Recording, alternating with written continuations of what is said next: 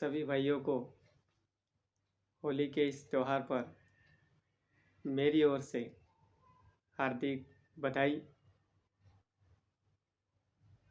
सभी भाई होली मनाने के लिए तैयारी में लगे हुए हैं और बहुत से भाई बाहर काम करते हैं, वहाँ भी बड़ी उमंग के साथ में गांव लौट गए होंगे या लौट रहे होंगे। तो वास्तविक इस होली पर काफ़ी उमंग है और दिलचस्प इसलिए भी हैं कि ऐसे त्योहारों पर सभी भाइयों का मिलना जुलना हो जाता है। बाकी सभी कहीं न कहीं अपनी आजीविका चलाने के लिए घर से बाहर रहना पड़ता है, मिलना नहीं होता है। और वास्तविक इस महंगाई के दौर में खुशियाँ बहुत कम ही मिल पाती हैं, यह हम सभी जानते हैं, क्योंकि जिम्मेदारियाँ बढ़ चुकी हैं। इस जिम्मेदारियों को, इस चुनौतियों को हमें पार पाना भी बहुत ही ज़रूरी है। इसलिए हमें आर्थिक रूप से मजबूत होने के लिए कुछ न कुछ काम तो करना ही पड़ता है। तो इस होली के त्योहार पर आप सभी बहुत ढोल बजाएं, बहुत गैर नाचें और माता बहनें बहुत लेजम के साथ में गैर नृत्य करें। यह अपनी संस्कृति है, यह अपनी धरोहर है। वास्तविक देखा जाए तो आदिवासी समाज में जो होली पर्व जो मनाते हैं, वास्तविक वैसा त्योहार कोई समाज नहीं मनाता है, क्योंकि इस त्योहार पर कई ऐसे रीति रिवाज हैं जो हमें अन्य समाज से ऊपर ले जाते हैं। और सबसे बड़ा है कि एकता का प्रतीक होली जो है, सभी भाई मिलकर मनाते हैं, मिलकर नाचते हैं। और यह जो संदेश है वह वास्तविक बहुत ही पुराना है। इसे मैं निवेदन भी करूँगा कि इस त्यौहार को और इस भाईचारे को आप बनाकर रखें और आने वाली पीढ़ी को भी संदेश दें कि यह जो भाईचारा युगों युगों से चलता आ रहा है, अनवरत चलता रहे। और इस होली पर मैं थोड़ा सा संदेश भी देना चाहता हूँ कि वास्तविक देखा जाए तो परिवार में लगभग बाहर ही रहते हैं, तो समाज स्तर पर भी कुछ बातें समय समय पर होती रहती है, लेकिन उन्हें समय नहीं मिलता है। तो मैं चाहता हूँ कि अपने जो भी परिवार, क्षेत्र, फला समाज कहीं न कहीं उचित मोटिवेशन, मार्गदर्शन अपन अगर मिले तो ज़रूर एक नई सोच बनती है, एक सकारात्मक सोच बनती है। उससे काफ़ी कुछ संभल मिलता है और काफ़ी कुछ प्राप्त करने के लिए इच्छाएं रहती है और काफ़ी कुछ पॉजिटिव, कुछ अलग करने की जिज्ञासाएं वहाँ से पनपती हैं। तो मैं आज के दिन यह संदेश देना चाहता हूँ कि आप अपने जीवन के लिए, अपने बच्चों के लिए, आने वाली पीढ़ी के लिए क्या सोचते हैं, और यह सोचकर आप प्रैक्टिकल रूप से लें। हमें हमारे समाज क्षेत्र में बहुत सारे फिजूल खर्च, जैसे मंडप होता है, बहुत सारे कपड़े, ओढ़नी और आभूषण वगैरह लेकर आते हैं हम, तो वह सब फिजूल है। हमें नवाचार करना चाहिए। हमें मंडप पर भी कैश रुपये डालने चाहिए, तो जिस परिवार में शादी है उन्हें संभल भी मिलेगा प्लस हम जो कपड़े और जो आभूषण जो गलत ला रहे हैं वो सही आते भी नहीं हैं। आप सभी जानते हैं, मुझे ज़्यादा बात करने की ज़रूरत भी नहीं है। तो कहीं न कहीं हमें इस पर नवाचार करना चाहिए। प्लस हमें धूम्रपान भी थोड़ा कम करना पड़ेगा और स्वेच्छा से अगर बंद करें आप तो बहुत ही बढ़िया। और इसके साथ ही एक नया अभी क्रेज़ चला है अपना जन्मदिवस। जन्मदिवस बधाइयों तक सीमित रखें, क्योंकि यह जो जन्मदिवस मनाने का जो ट्रेंड चला है, यह बहुत ही अपने समाज के ऊपर घातक सिद्ध हो रहा है। क्योंकि रात को पार्टियाँ होना, नाचना गाना और डीजे लगाना, ये सब फिजूल खर्ची है। वास्तविक आपका जन्मदिवस है तो उसको आप हार्दिक बधाइयों तक भले ऑनलाइन ऑफलाइन तक सीमित रखें। केक काटने की कोई ज़रूरत नहीं है, क्योंकि हमारा जन्म हुआ है अच्छे कर्म करने के लिए हुआ है और वह दिन प्रतिवर्ष आएगा। यह कोई बड़ी बात नहीं है।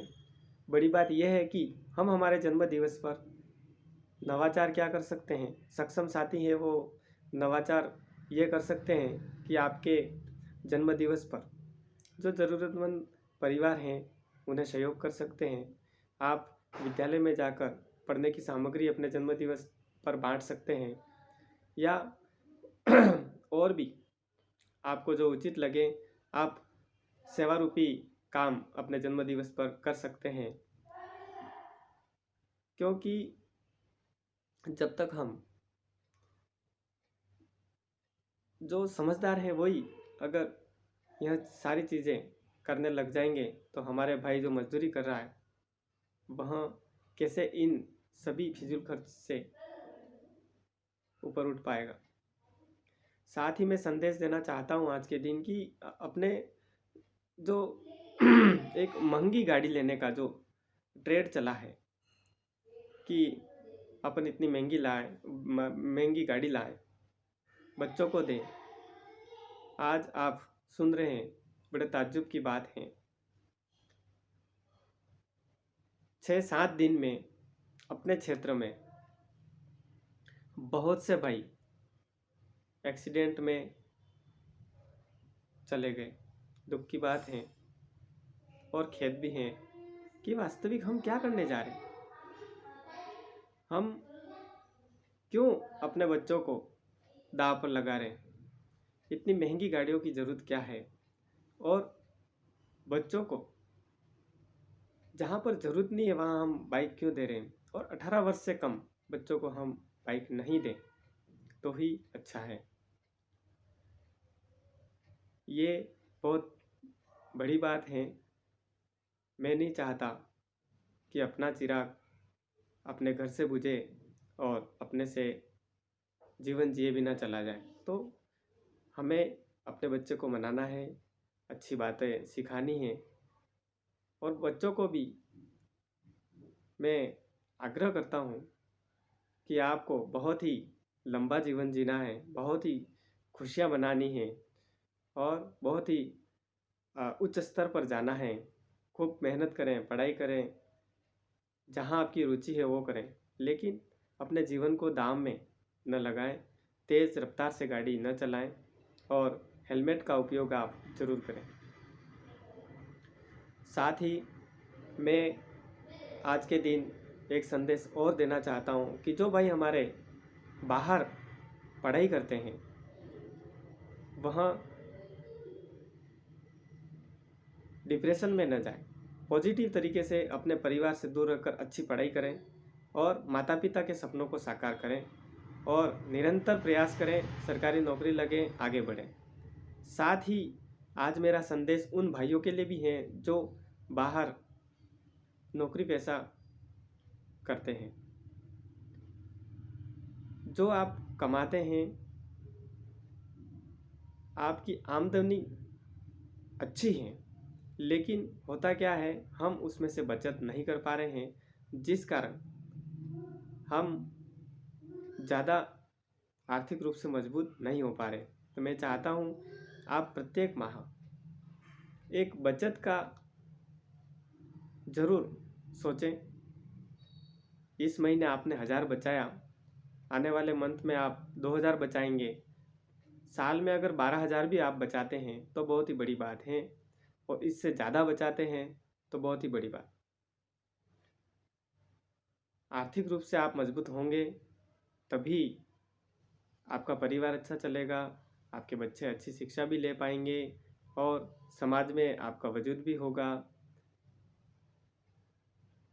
इसके साथ ही एक मैं और बहुत बढ़िया बात बताने जा रहा हूँ, क्योंकि मैं यहाँ उदयपुर रहता हूँ और सभी लगभग चौराहों पर सुबह बहुत ही मजदूर भाई अ, आते हैं मजदूरी के लिए। मुझे बड़ा खेद प्रकट होता है। खेद इसलिए कि व्यवस्थाएं यहाँ पर रोजगार की शहर में कुछ ऐसी है नहीं जिससे हम आसानी से वहाँ पर जाकर नौकरी प्राप्त कर लें, दिहाड़ी प्राप्त कर लें। मेरी ये सोच है कि क्या हम गाँव में निवास करने वाले हैं, हमारी खेतीबाड़ी भी है, पानी की व्यवस्थाएं भी हैं, ज़मीन भी हैं, क्या हम कृषि व्यवसाय क्यों नहीं कर सकते? आजकल ऑर्गेनिक सब्जी काफ़ी महंगी जाती है। हम शुरुआत करें, या ऑर्गेनिक सब्जी का अनुभव हमें नहीं है तो हम सीखें, क्योंकि दिन में 500-600 हम रुपये कमा भी लेंगे, महीने भर में कितने दिन मजदूरी कर लेंगे? एवरेज देखा जाए तो खर्चा ही पूरा नहीं हो पाए ऐसी स्थिति में रहते हैं। तो बहुत सारे ऐसे व्यवसाय हैं हम घर बैठे कर सकते हैं। व्यवसाय कृषि तो हो ही गया, इसके बाद आप डेयरी भी खोल सकते हैं।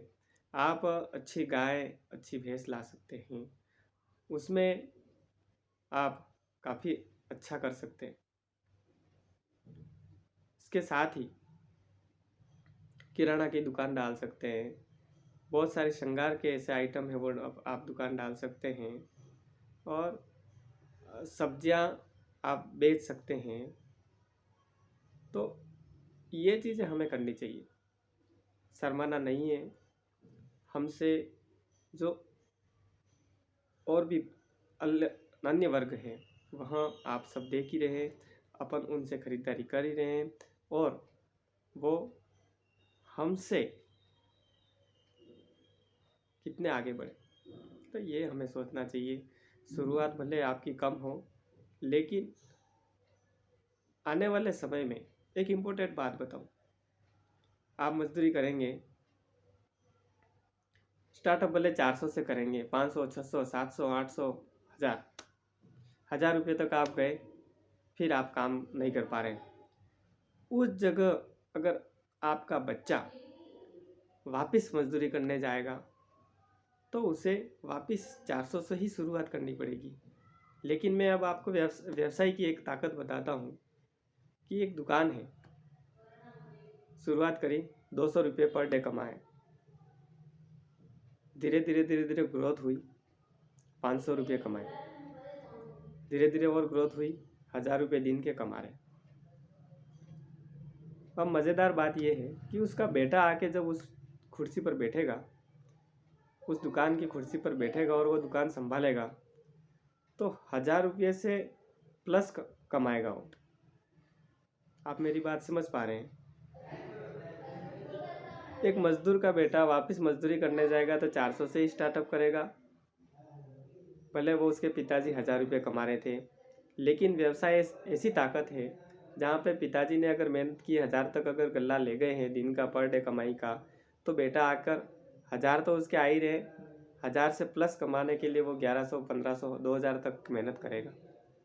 ऐसे निरंतर उसका ग्रोथ बढ़ता रहेगा। तो ये एक व्यवसाय की ताकत है, और इस व्यवसाय की ताकत को समझें और आगे बढ़ें। आज बहुत सारी बातें करने के लिए हैं, लेकिन त्यौहार है और मैं बात आज इसलिए रख रहा हूँ कि मेरी बात आप सुनकर अपने जीवन में कुछ बातें उतारें, या आप अपने परिवार के साथ में जहाँ भी बैठे ज़रूर चर्चा करें इस विषय पर कि वास्तविक जो बात कही है वह हमारे लिए, हमारे जीवन के लिए, हमारे परिवार के लिए, हमारे क्षेत्र के लिए कितनी उपयोगी है। बस, क्योंकि ये बात अगर आपने बात मान ली और अपने परिवार के साथ में इस बात को आपने की, तो मैं ज़रूर अपने आप को गौरवान्वित महसूस करूँगा कि वास्तविक मेरी बात को गंभीरता से लिया और आपने अपने जीवन को आगे बढ़ाने के लिए कहीं न कहीं कोशिशें की, और अगर आप सफल हुए तो बहुत ही बड़ी बात है। इन्हीं बातों के साथ में मैं अपनी वाणी को विराम देता हूँ, क्योंकि बहुत सारी बातें हैं करने के लिए समय पर, और भी करेंगे, लेकिन जाते जाते एक बात और संदेश देना चाहता हूँ कि होली का त्यौहार है, शांतिपूर्वक तरीके से और दिन में मनाएं, शाम को थोड़ा सा धूम्रपान का कम करें और अपने बच्चों के साथ में बैठकर खुशियाँ मनाएं, परिवार के साथ में खुशियाँ मनाएं, और बड़े बुजुर्ग जो भी हैं उन्हें नैतिक गुण जो होने चाहिए वो वास्तविक अपने समाज स्तर पर कम होते जा रहे हैं, तो नैतिक गुण रखें और उनकी जिम्मेदारी उठाएं। यही संदेश के साथ में मैं अपनी वाणी को विराम देता हूँ। जय गुरुदेव और जय जोहार। काफ़ी उल्लास है इस होली का, आप होली मनाएं और विधिवत अपना जीवन चलाएं और बिताएं। इन्हीं शब्दों के साथ में एक बार पुनः होली की बधाई।